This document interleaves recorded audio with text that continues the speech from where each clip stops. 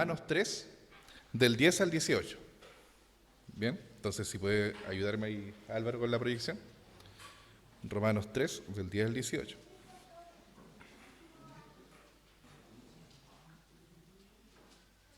Bien.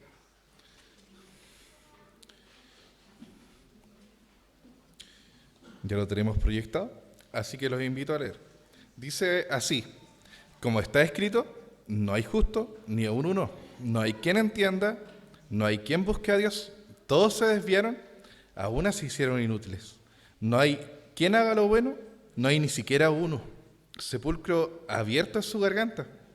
Con su lengua engañan. Veneno de áspedes hay debajo de sus labios. Su boca está llena de maldición y de amargura. Sus pies se apresuran para derramar sangre. Quebranto y desventura hay en sus caminos, y no conocieron camino de paz. No hay temor de Dios delante de sus ojos. Hoy en día quiero hablarles acerca de lo que es la depravación total, o también como se conoce de la inhabilidad total del hombre. Y esta postura, así como estuvimos viendo, nace en el Sínodo de Dort, ¿cierto?, en respuesta a las tendencias que se estaban llevando en estos tiempos en la Iglesia de Holanda. ¿Cierto? Entonces, con respecto a esto, había muchas tendencias acerca de que hablaban de a lo mejor cuál era el estado del hombre, que había bondad en él, ¿cierto?, que había algo bueno. Entonces, a través de este tema que es la depravación total, la idea es que podamos ver cuál es el real estado en el que estaba el hombre. Así que antes de comenzar, los invito a que podamos orar. Señor, te damos gracias, Padre, porque tú nos permites estar aquí, Señor Jesús, poder recordar tu historia, Señor Jesús, poder recordar lo que tú hiciste por nosotros, Señor Jesús. Señor, te pedimos que nos ilumines en esta hora, Señor Jesús, y nos ayudes a entender, Señor, cuánto necesitamos de ti, Señor, cuán dependientes somos de ti, Señor Jesús. Ayúdanos, Padre, y acompáñanos en todo momento, Señor. Te lo pedimos en tu nombre, Jesús. Amén. Bien, entonces, como les comentaba, esta tendencia que se estaba dando a través de ciertos Jacobo Arminio y todo esto, también mostraba la influencia que había en la iglesia, dentro de la iglesia, la sociedad, incluso posiciones políticas, entre otras, en que hablaban acerca de lo que es la bondad del hombre. Entonces, estas premisas que tratan de sacar tratan de decir en que el hombre es bueno, que hay algo bueno en el hombre, que el hombre puede desear el bien. Si bien necesita la ayuda de Dios, el hombre tiene que poner la otra parte. Entonces, era común, o hasta el día de hoy es común escuchar cosas como, como que cuán bueno es el hombre, que hay algo malo en los mejores de nosotros, pero algo bueno en los más malos de nosotros. O qué importa lo que hayas hecho, lo importante es la intención de tu corazón. No sé si le suenan esas frases. Entonces lo que postulaban era que al final era 50% lo que Dios hacía, pero el otro 50% dependía de ti.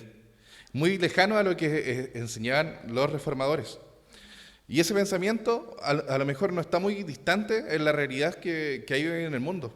Distintas posiciones filosóficas, políticas, incluso religiones, nacen a partir de la premisa de que hay algo bueno en el hombre, de que hay algo que el hombre puede hacer para salvarse a sí mismo, que hay algo importante en el hombre para que pueda ser feliz. Pero es todo lo contrario a lo que nosotros creemos.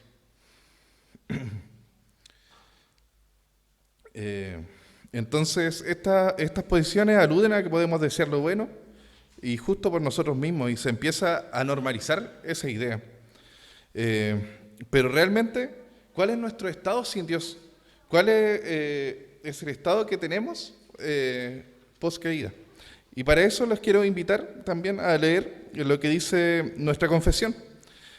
Y nuestra confesión dice: nuestros primeros padres, seducidos por la sutileza y tentación de Satanás, pecaron al comer el fruto prohibido. Quiso Dios, conforme a su sabido y santo propósito, permitir este pecado, habiendo propuesto ordenarlo para su propia gloria.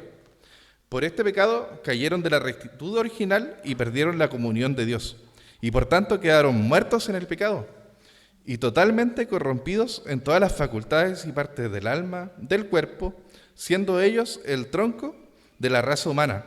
La culpa de este pecado les fue imputada, y la misma muerte en el pecado y la naturaleza corrompida se la transmitieron a la posteridad, que desciende de ellos según la generación ordinaria. De esta corrupción original, por lo cual estamos completamente impedidos, incapaces y opuestos a todo bien, y enteramente inclinados a todo mal. Proceden todas nuestras transgresiones actuales. Esto sale en el capítulo 6, el artículo 1 al 4 de la Confesión de Fe de Westminster, si ustedes quieren buscarlo después y poder estudiarlo.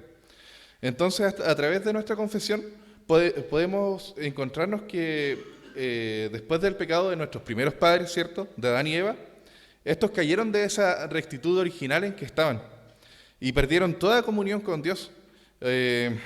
Pasaron a un estado que estaban totalmente muertos en el pecado. En cada parte de su ser en cada parte de su ser, y estos, al ser nuestros representantes, porque Adán y Eva eran nuestros representantes, ¿cierto? Ellos nos transmitieron esta naturaleza que está corrompida. Y esto no podemos excusarnos de que a lo mejor uno de nosotros pudo haberlo hecho mejor. Ellos, en el estado que estaban en ese momento, era un estado en que ellos no habían hecho mal. Ellos no tenían esta naturaleza pecaminosa que tenemos nosotros hoy en día. Ellos, bajo su libre albedrío, hicieron esto. Entonces, ellos, como los mejores representantes de nosotros, fallaron, como lo hubiéramos hecho cada uno de nosotros. Ahora, para entender más acerca de lo que es la depravación total, tenemos que entender también qué es el pecado. Porque pasamos a tener esta naturaleza pecaminosa, pasamos a estar muertos en el pecado. Entonces, entendemos que la depravación total es el resultado inevitable de nuestro pecado. Y el pecado es el resultado inevitable de nuestra depravación total. No podemos entender lo que es depravación total si no entendemos lo que es el pecado. Y la Biblia nos dice que el pecado es la transgresión de la ley, en 1 Juan 3:4. Por lo tanto, el pecado es la falla para cumplir la ley moral. Esto va en todas nuestras acciones, actitudes, naturaleza, ya sea que estamos haciendo algo incorrecto, ¿cierto?, lo que es un pecado por comisión, o no haciendo lo que debemos, lo que es un pecado por omisión. Y este pecado va en oposición al Dios que creemos, que es un Dios que es santo, 3 veces santo, ¿cierto?, y justo. Entonces, esto nos hace caer de nuestro fin principal. En la pregunta 1, ¿cierto?, en el artículo 1 de lo que es nuestro catecismo, dice: ¿cuál es el fin principal del hombre?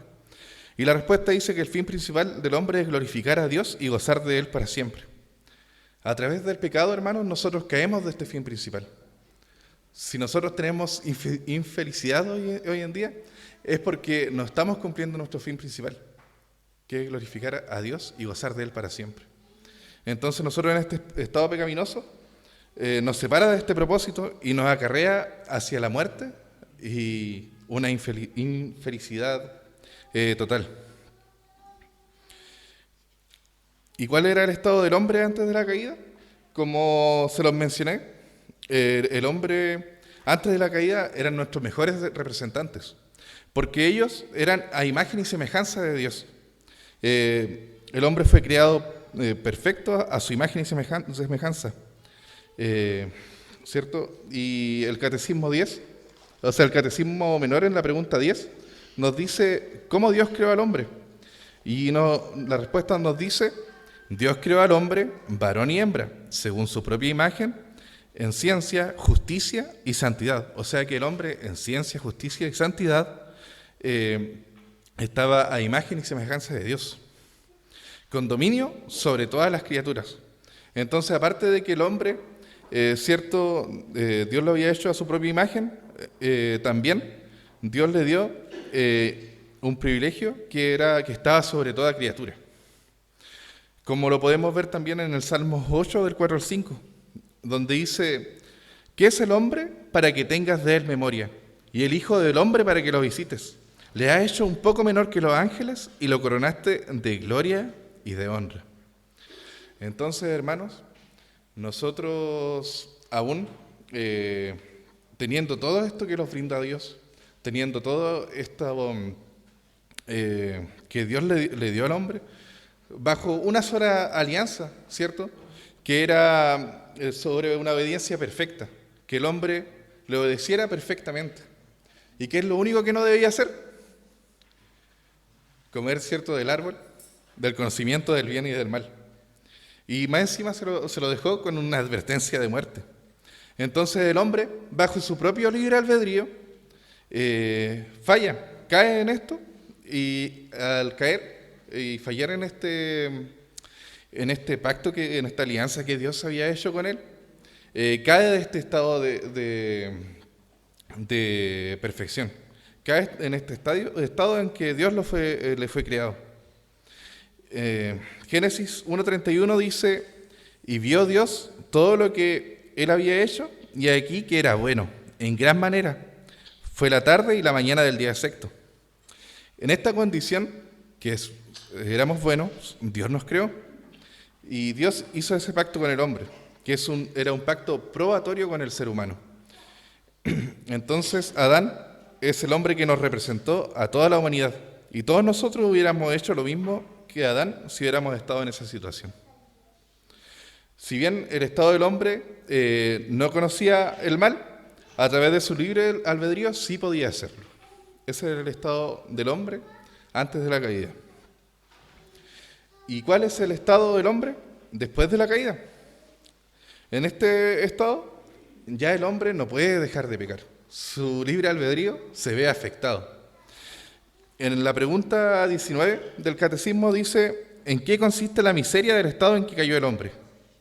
Y dice la respuesta, todo el género humano perdió por su caída. La comunión con Dios está bajo su ira y maldición y expuesto a todas las miserias de la vida actual, a la muerte misma y a las penas del infierno para siempre. Por la caída de Adán, toda la humanidad fue constituida pecadora. Todos pasamos a ser pecadores y estamos destituidos de la gloria de Dios. Como dice Romanos 6:23, la paga del pecado es la muerte. Y esta muerte incluye todas las malas consecuencias que han sobrevenido al hombre después de la caída. Todas esas consecuencias, todos esos sufrimientos que vivimos hoy, son consecuencias del pecado original, de la caída, de la separación con Dios, ¿cierto? Ahí hubo una separación con Dios, el hombre con Dios, con su naturaleza y con su propio ser. Y aquí es cuando caemos en este estado que conocemos como depravación total. El canon de Dort nos dice, como leyó Jonathan anteriormente, por consiguiente, todos los hombres son concebidos en pecado, y al nacer como hijos de iras, incapaces de algún bien saludable o salvífico, e inclinados al mal, muertos en el pecado, ni esclavos del pecado, no quieren ni pueden volver a Dios, ni corregir su naturaleza corrompida, ni por ellos mismos mejorar la misma, sin la gracia del Espíritu Santo, quien es quien regenera. Esto sale en el canon de Dort, el capítulo 3 y 4. Además de la imputación original que está en nosotros por la caída, ¿cierto? Esto también corrompió todo nuestro ser. Sufrimos los efectos del pecado, tanto de una manera física, por nuestra voluntad, por nuestra inteligencia y en sí, estamos totalmente corrompidos por causa de esta caída. Esto no significa que el hombre pierde su voluntad. Cuando hablamos de la inhabilidad total del hombre, no es una inhabilidad en cuanto a la voluntad del hombre. Esta inhabilidad, más bien, está asociado de que el hombre en su voluntad está inclinado en contra de Dios de forma permanente y de forma instintiva y voluntaria. Se toma hacia el mal. Nace alejado de Dios y por su propia elección es incapaz de poder ir a Dios. A esa inhabilidad lo referimos. No una inhabilidad de voluntad, sino que su voluntad está afectada por este pecado original. Entonces, su inhabilidad no consiste en la inhabilidad de ejercer su voluntad libremente, sino a la inhabilidad de querer buscar lo santo, la voluntad de buscar a Dios. Por lo tanto, encontramos que no es verdad que el hombre sea bueno o que esté enfermo, como se plantea al principio, sino que bíblicamente entendemos que el hombre está muerto ante Dios en sus delitos y pecados, como sale en Efesios 2:5. En ese sentido, podemos ver que el hombre pierde su libre albedrío, ¿cierto? Como tal, ya que no es capaz de hacer el bien. Ya no puede hacer el bien y el mal como en el estado en que estaba Adán y Eva, sino que el hombre siempre elige el mal. El hombre, al seguir su libertad está incapacitada, ¿cierto?, de hacer algo agradable hacia Dios. En cuanto a su intelecto, el ser humano también está alejado de Dios. Pablo nos dice que los hombres se hicieron necios. Nos dice que sus razonamientos se envanecieron. Y esto niega totalmente que la salvación del hombre pueda llegar por medio de sus decisiones o de su capacidad. El deseo del hombre sin Dios es en contra de Dios. Nunca se acerca hacia Dios. Entonces, ¿nosotros podríamos ir adelante de Dios por nuestras propias fuerzas? No, a través de esta naturaleza pecaminosa, nuestro deseo está en contra de la voluntad de Dios. El hombre es incapaz de hacer, entender o desear el bien. Y también es justo aclarar que la depravación total es distinto a una depravación absoluta. Hay muchos malentendidos sobre este término, que los reformadores que realmente quisieron decir con esta afirmación. Entonces, el término que a menudo se utiliza es cierto, la de la depravación total. La gente lo entiende como una depravación absoluta. La depravación absoluta significa que el hombre es tan malo, es tan corrupto como podría ser. Es visible a nuestra vista, ¿cierto?, que nosotros nos salimos a la calle y están todos apedreándose o matándose los unos a los otros. La corrupción que tiene el hombre va más en que está afectado en todo su ser. Pero por la gracia común que Dios tiene por su Hijo, es que no hay una depravación absoluta en su totalidad afuera.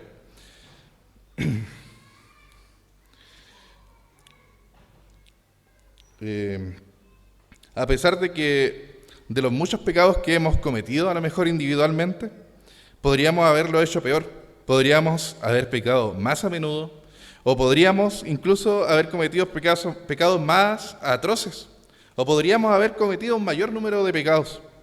La depravación total, entonces, no significa que los hombres son tan malos como podrían llegar a ser, sino que está todo su ser afectado con esta naturaleza que está corrompida.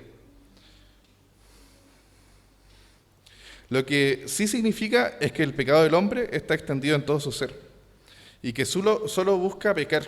Génesis 6:5 dice lo siguiente: al ver al Señor que la maldad del ser humano en la tierra era muy grande y que toda inclinación de su corazón tendía siempre hacia el mal. Ese era el estado que estaba el ser humano.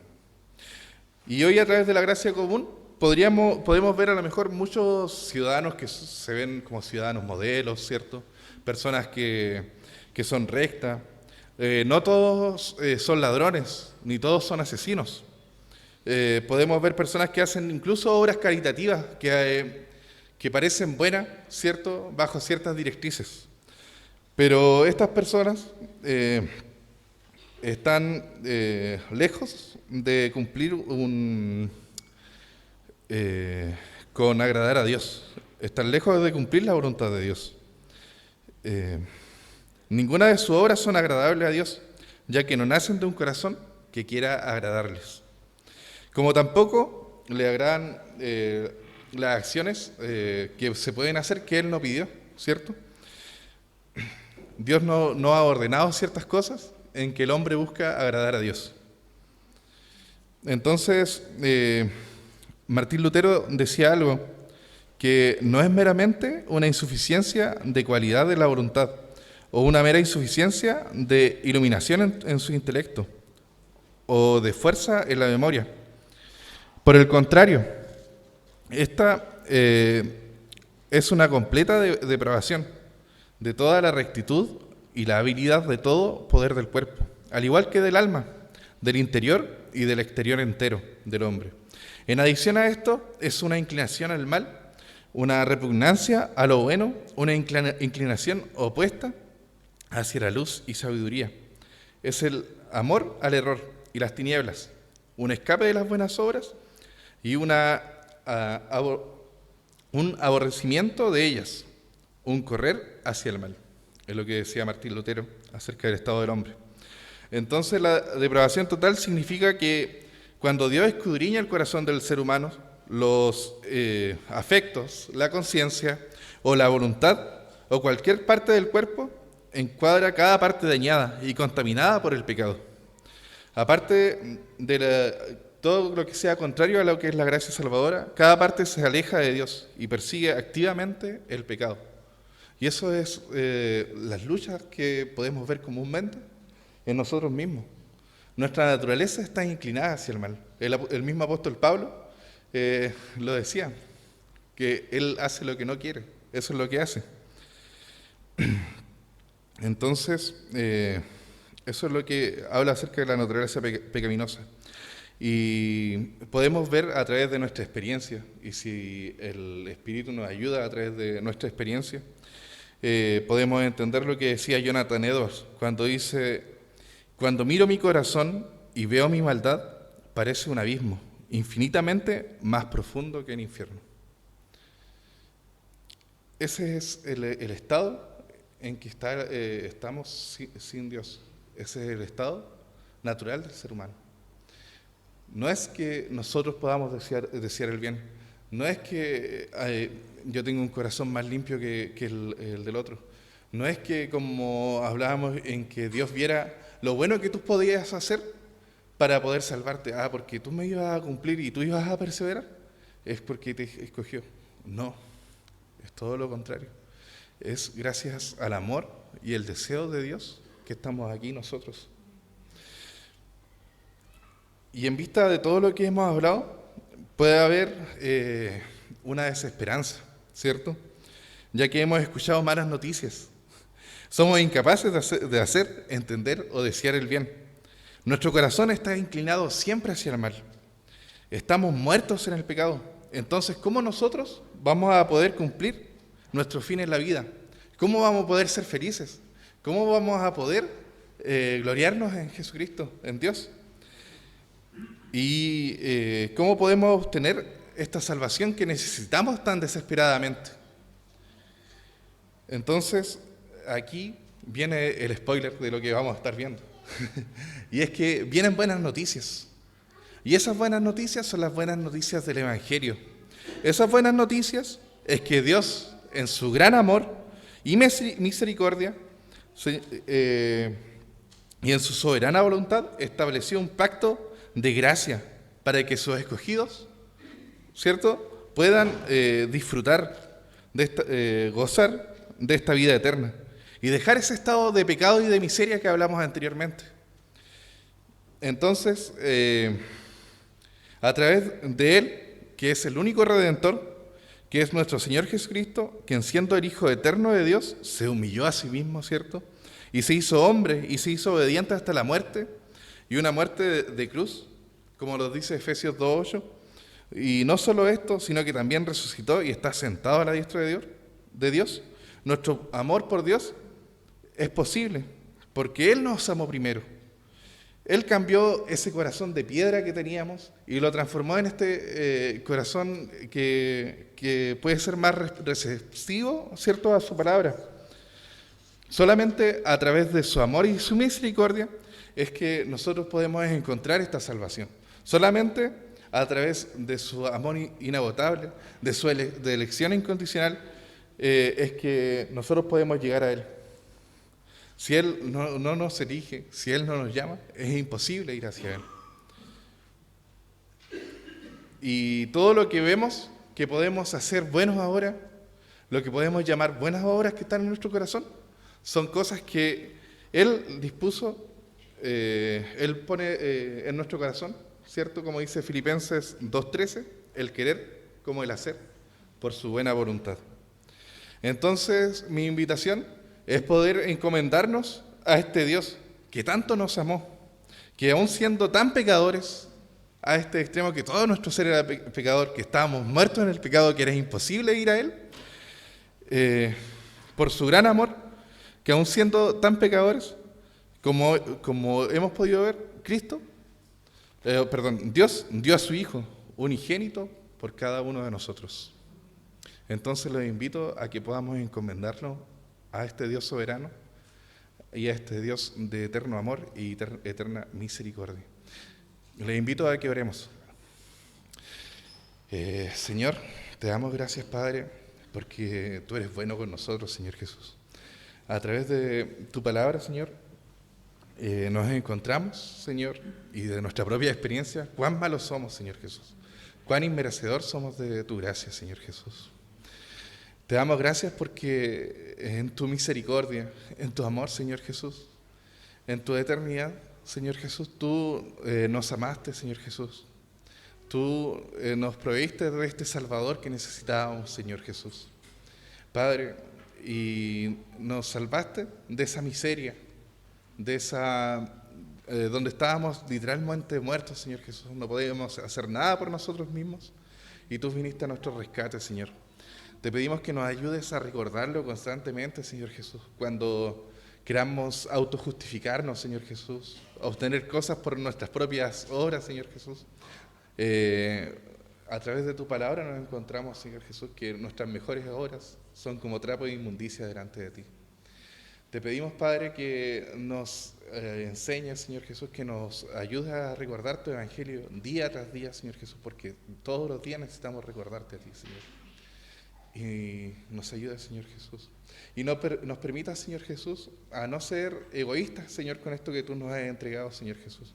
Permítanos poder predicar al mundo, a hablar que no son solamente malas noticias las que hay, sino que también están estas buenas noticias de tu evangelio, Señor Jesús. En que tú salvas, Señor Jesús, a los oprimidos. En que tú salvas, Señor Jesús, a estas personas que estaban muertas en delitos y pecados y les das vida en Cristo Jesús.